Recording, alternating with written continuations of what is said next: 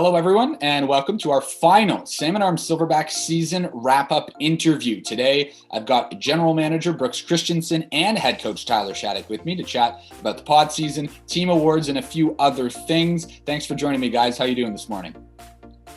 Yeah, doing good, Kendra. Awesome. So let's dive right in. Tyler, I'm going to start with you.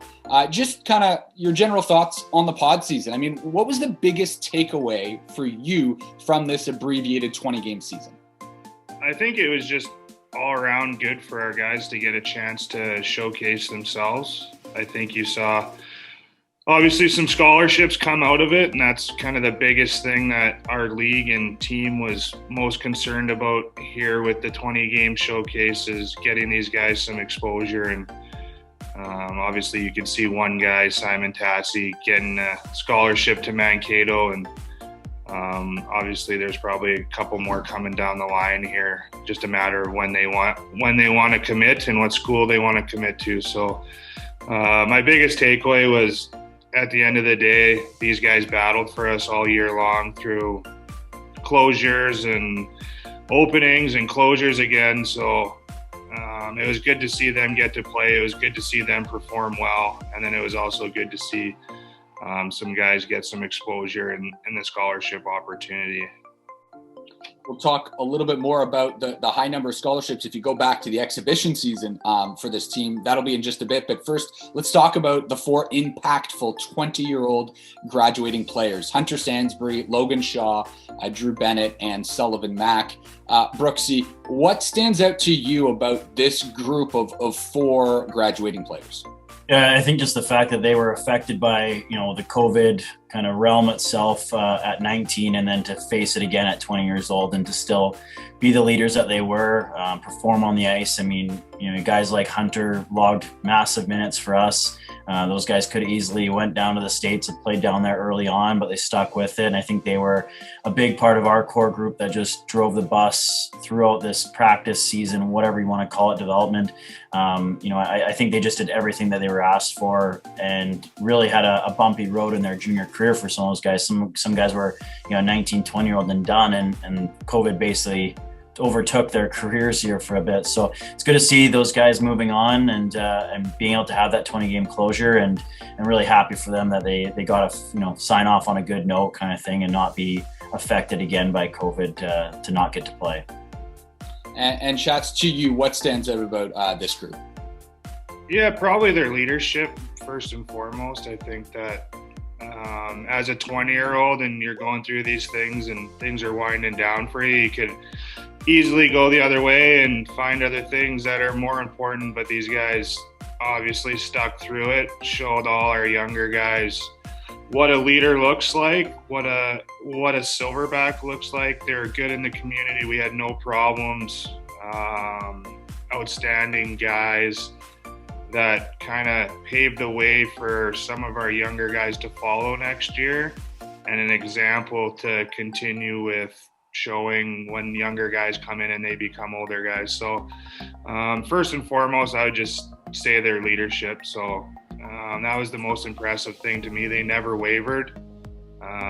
They were always pretty dialed into the cause here and believed us that we were going to play. And maybe when we didn't believe ourselves sometimes that we were going to play, they put their faith in us. So those guys were outstanding for us. I don't think this ship would have kind of stayed on the rails if those guys weren't as dedicated and motivated to the cause of playing here this year. So that's what I would have to say, and I want to thank them for that as well. So let's talk team awards. Earlier this month, of course, the annual team awards were handed out.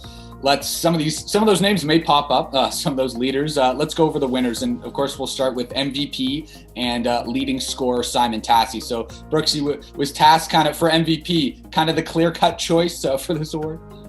I mean, I actually think there could have been a lot of guys for it. I mean, that's not to take away anything from what Simon did. I mean, to score the goals that he did in that short period of time is a wonderful accomplishment by him. And I think that line in general, could have very well been, up for discussion. I mean, Sullivan and Noah were just fantastic line mates and fantastic players to watch and see the impact that they made. But I think Simon's just, what he did from last year to this year is not many guys can do. And I think just the patience that Simon had, and to kind of stick with the plan and know that, it was a goal that he wanted to do certain things, and to see it all come together for these 20 games was fantastic. So, I mean, good on him. Again, it was an easy decision to pick him, but definitely could have been a lot of other guys that were right there with him and helping him along the way as well.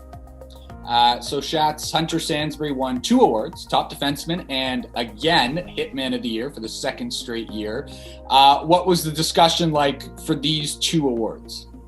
Well, the Hitman of the Year was pretty much no discussion. I think Sands has established himself within the league, within our organization, that he's a guy that's willing to kind of go out there and go to battle no matter the circumstances, and whether that's through laying the body or defending well, he's shown that he can do that, and I think that was a fairly easy decision.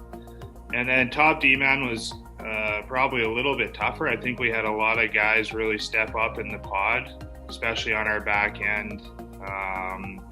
Huge improvements by a lot of guys. But at the end of the day, Sands was playing about 30 minutes a night for us on a consistent basis. Never showed fatigue, was probably our most consistent guy for sure, and kind of a leader back there for everybody else. And kind of like what I said before, is he set the standard for those guys back there, and I think that allowed those guys to follow what he was doing as well. So I would have to attribute a lot of all those other guys' steps forward and progression to Sands. I think that he was a guy that those guys could look up to and really see the improvements. I mean, last year, he was a guy that was going to be our 7th D-man. By the end of the camp, he was wearing a letter. By the end of the year, he was playing the biggest minutes for us, and then he can carry that on into this year too. So can't say enough about him and his work ethic and his willingness to get better, and he's really shown guys what the path forward is. He was also voted top defenseman of the pod. So congrats as well to Hunter Sansbury for that. So Brooksy, Logan Shaw, Unsung Hero Award. Just talk about why he fits that mold. I mean, he's a guy that shows up every single day with a positive attitude and does the little things behind the scenes that doesn't get noticed. I mean, he's been a massive part of our organization over the past 3 years here, and it's crazy to think that he's been here for 3 years and it's so quickly been gone now. But just his impact he's left with this community. I mean, he was a driving force out in the community, whether it was at the schools with the little kids, minor hockey.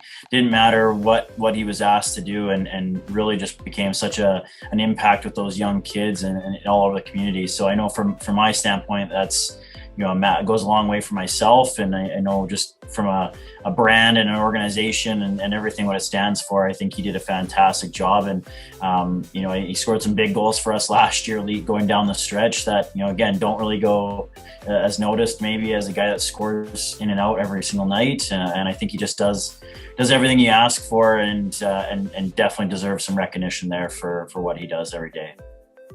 Next up for awards, Noah Serdachny took home Rookie of the Year. So Shatz, I also imagine this was maybe pretty clear cut, but can you talk about the process for him winning this, and then what was it about his game that made him successful this season?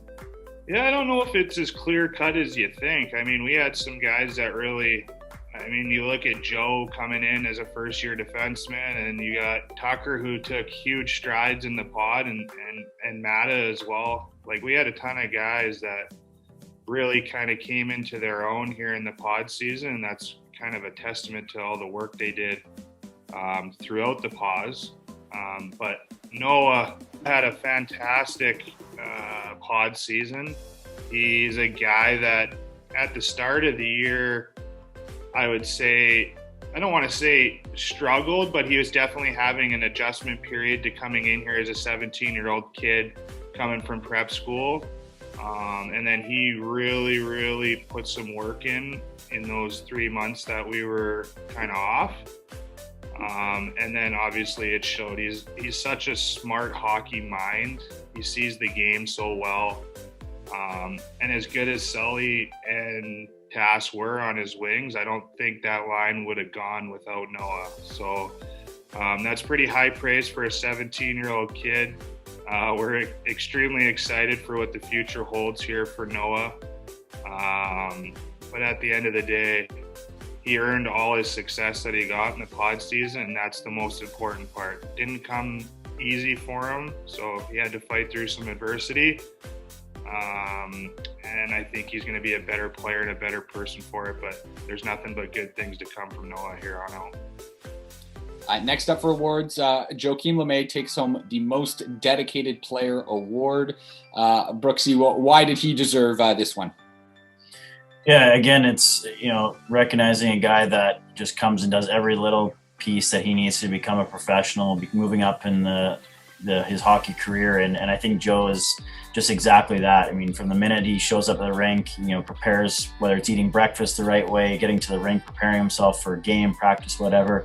He's along with, a guy like Hunter after practice, and he's here for hours on end. I think just everything that he does prepares himself to get better and gives him the best opportunity. And I think it's a recognition that was well-deserved for him. I mean, as a young guy coming into this league, you don't see it very often. Usually takes some guys a little bit of a transitioning period. And I think he just right away stuck to what he knows and what he does and had success for it. And, I think he's just going to be a phenomenal player for us next year as well. That will just kind of continue that charge for sure. Kieran Rushinsky, named Most Improved Player. What stood out to you, Shats, about how his game evolved from last year to this year? Yeah, Kieran's another guy that, I should have probably mentioned him in the before of improvements as well. As he was a force for us in the pod, defensively especially. I think when you look at Kieran, he's got all the athletic tools. You could, for a big guy at 6'7", and a guy that can cover that much ground is an extremely impressive thing. And from last year to the end of this year, his kind of game awareness and defensive awareness has come an extremely long way. You could see he was also another guy playing big minutes for us. So, but he's also a guy that works really hard at it. So he's another guy like Sands and Joe that's always at the rink, always trying to get better. He's in the weight room all the time. He stays out extra. He's never afraid to put in the work. So you always are happy for guys that are willing to do that. You see the improvements that they make. But at the end of the day, next year we're looking at him to be like the biggest force in the league, I guess you could say. He's going to be a third-year guy. Like we said before, he's a physically gifted guy, super athletic, and now that everything else is kind of coming into form, we expect him to play big minutes for us and be a huge piece of that back end and a big-time leader for us. I think he's come a long way in that manner as well, with just really being aware of guys do look up to him, and having that responsibility, I think, has also given him the opportunity to really improve his game, because he knows that guys are looking at him and he needs to do the right things on and off the ice. And it's been a huge jump for him though in the last 2 years, and we look for another huge jump from him next year. Awesome. Sullivan Mack, Most Sportsmanlike Player Award this season. Brooksy, why was Mack the choice here?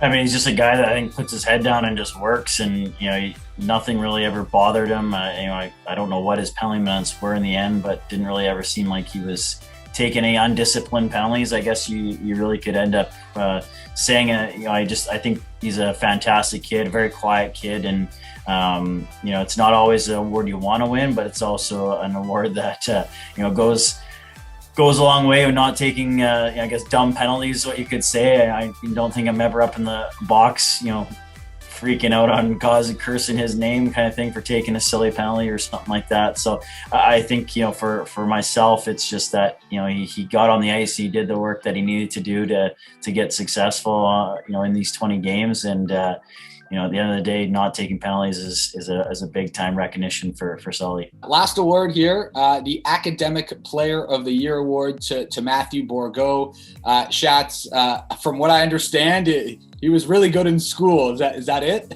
Yeah, That's about my understanding of but it's one award that I never won and probably never will, but and it's an accomplishment for Borge. That it does say something though, like he had to balance school and hockey here.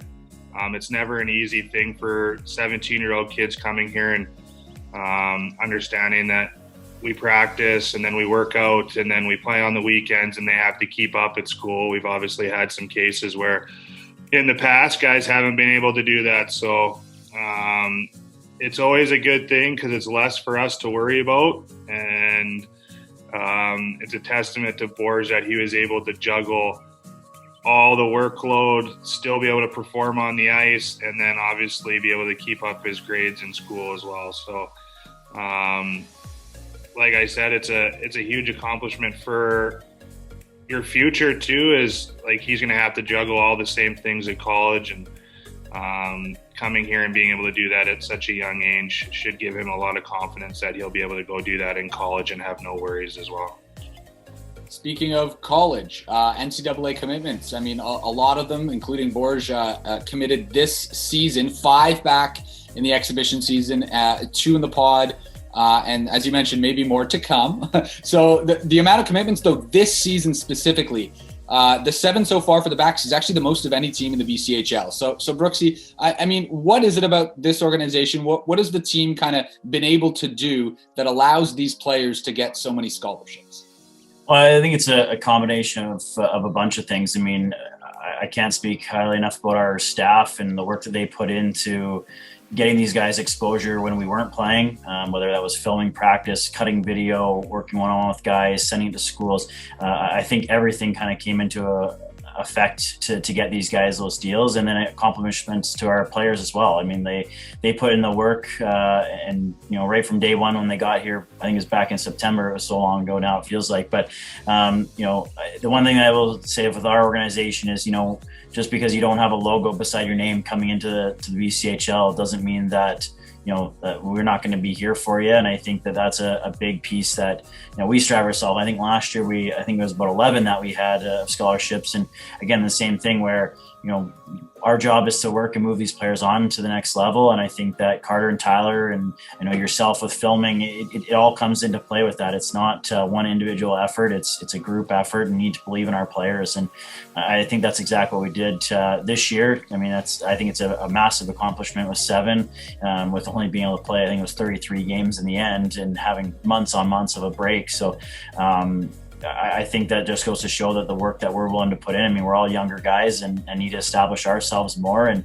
building those relationships with the NCAA is a massive piece in recruiting and moving guys on in the next level as well.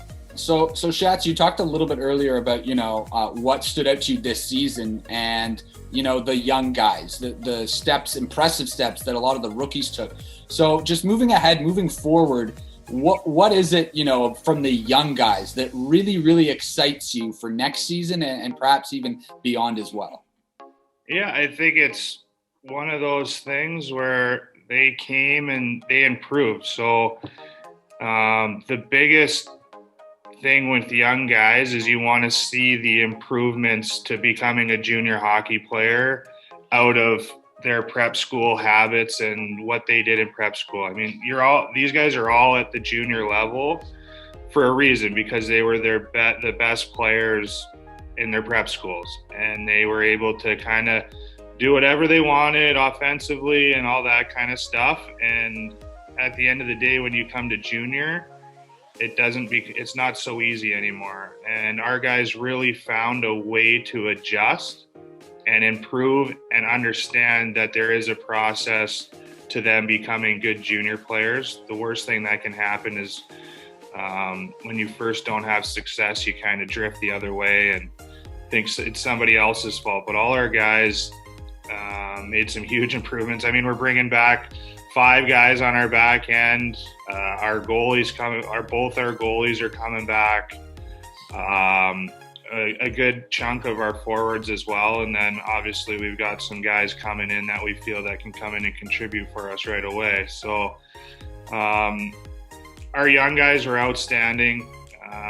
They followed the leadership that our older guys set forth, and kind of, I guess, the older guys from last year. I know our season got cut short, but understood what would give us a winning formula, and the young guys really bought into that, and I'm excited to see them carry that over next year for some of the guys that are coming in, and hopefully we have these guys for next year and maybe a year after. But I think that some of these guys are definitely going to be moving on. So super excited with the progress that all those guys have made. Super excited with the progress our team has made. And then extremely excited for next year and what these guys can do, and hopefully what we can do as a team. Speaking of looking ahead to next season, I mean, there were some Board of Governor meetings last week that took place, Brooks. Is there any news that you can kind of share from those meetings? Yeah, I mean, I think the biggest one is just the direction our league's heading. I think that the BCHL league office has done a fantastic job at just directing us in the direction that we think that we need to go as a league. And I know the schedule came out, and Tyler and I have been working on the schedule a little bit, and excited to hear Bonnie's announcement yesterday that gives us a little bit more hope that by September we should be able to have our fans back in the building. And I know our schedule is kind of reflecting on that. We're trying to give ourselves the best chance at having all of our fans back at full capacity, and really looking forward to having the Shaw Center back with some bums in the seats. So it's lots of moving pieces with the league right now, and really just excited to see as we kind of go through this off season into next year what next year is going to bring for sure. Shat's also looking kind of ahead a little bit. Is there anything, so upcoming commitments, obviously there are going to be some holes that you guys are going to fill. Is there anything you can share with those upcoming commitments? Probably not, but I can give you an idea of, we have pretty much looked into a lot of things, and we got some pretty good guys coming in, I think. That's obviously for them to show next year that they're going to live up to that. But I think that, as you can see when you look at our roster, is we got more forwards leaving than we do D-men. So we've filled some holes up front with some pretty good talent that we think that can come in and obviously contribute for us right away, give us the best chance to winning. Really good character guys, good hockey players, going to be outstanding people in the community. But we feel good about who we got coming in, and I'm sure once they all start to trickle out here on social media, the fans and everybody else will be super excited to see who we got coming in here. And hopefully that creates some excitement for September 7th when Bonnie's kind of given the maybe it's okay to have fans in the stands, and then hopefully we get a good turnout next year with Salmon Arm. Obviously, I think whenever something goes away, you kind of realize how much you miss it, and hopefully there's some people in town realizing that they miss the Silverbacks and coming to the games. And hopefully we can pack the building and have some good support and win some hockey games next year. Now, obviously this past year, well, more than a year and a half, it's been unique, it's been tough, but not just for the Silverbacks, not just for the BCHL. I mean, for local businesses here in Salmon Arm, for families here. So Brooksy, for our amazing billets and our sponsors, is there anything that you wanted to share with them? Yeah, I mean, our billets were the backbone of our organization this year. Like they really stepped up, and can't thank them enough for everything that they've done for our players and our organization. I mean, it wasn't a small task having our guys for how much they were at home, and I'm sure they were eating lots and following kind of every rule possible, whether that was, sticking to your small little bubble in your household and not really exposing yourself too much. I mean, we were fortunate enough to have 0 cases for any of our players, and to me that just goes to show that the circumstances the billets put them, their families in, and making sure our guys were safe. And so I really can't thank them enough. I think we have a fantastic billet program here. Every single billet is just an amazing piece of our organization, and really can't thank them enough.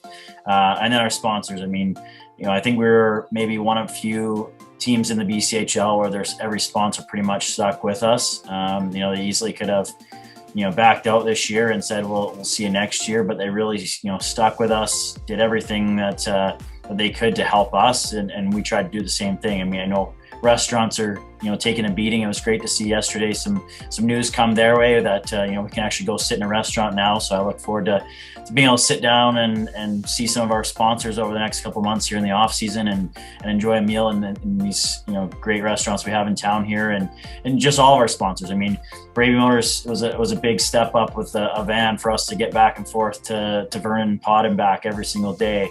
The list goes on, and I really just can't thank them enough for the support. And I really look forward to Kira joining us here in, I guess, just over a month, and getting her out to meet all of our sponsors and really just kind of building that connection and continuing to grow it more and more every year.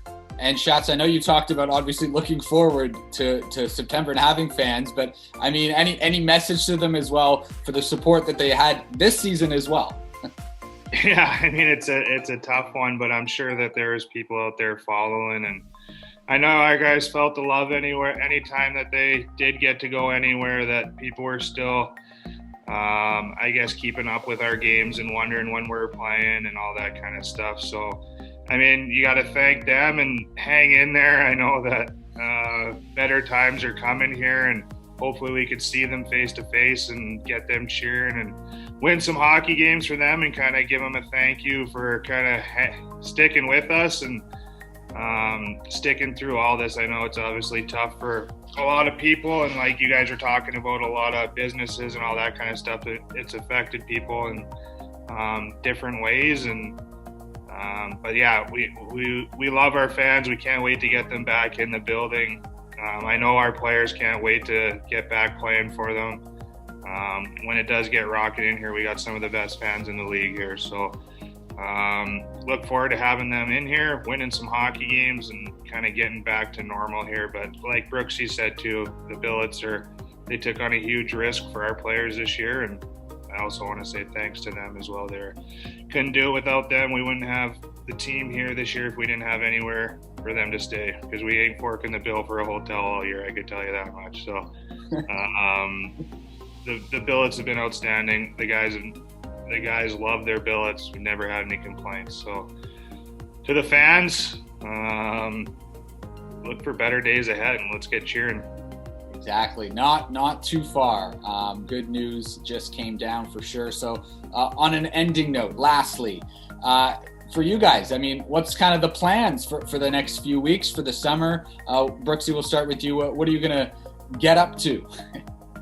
Yeah, I mean, the work never stops here. I think it's, planning, being months ahead. I know I'm starting to work on scheduling and obviously going to be going back to sponsors here soon when we hit July, and we got camps coming up here as well where we've been working on some of that stuff. So personally, I'm looking forward to a little bit of downtime here, step away from the rink for a little bit and kind of reset. It's been a long year, and for myself, it's been a long year, and I wasn't even in the pod, so I know that Tyler and Carter and Brody are, I'm sure, excited to not be at the rink for every single day and have a little bit of a break. I'm getting married next week, so I'm excited to get that kind of checked off and just move ahead. So it's been a whirlwind of a year, and just really looking forward to what the next couple months bring here leading up to next season.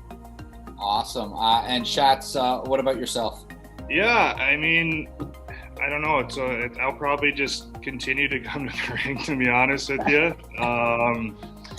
I've been kind of doing it my whole life, so I feel weird when I'm not here. But just looking for our team looking for ways to make our team better, and whether that's this coming year or the year after, and kind of look ahead and get ahead of the game here. But other than that, I'll do some golfing, hang out with my fiance, maybe go on a fishing trip here or there. But at the end of the day, the clock never really stops in junior A, especially with no draft, and you're kind of responsible for everybody that comes this way, as we don't have scouting staffs or any of that stuff where we're trying to prepare for a draft. We're kind of recruiting players, and that's for next year, the year after, whether it's the year after. The clock never stops. So continue to get better, continue to put a winning product on the ice, and but I am looking forward to some golf and some fishing for sure. Clock never stops. Well, thanks. Thank you to both of you for all your hard work, of course, and for taking the time this morning. Thanks, Thank man. you.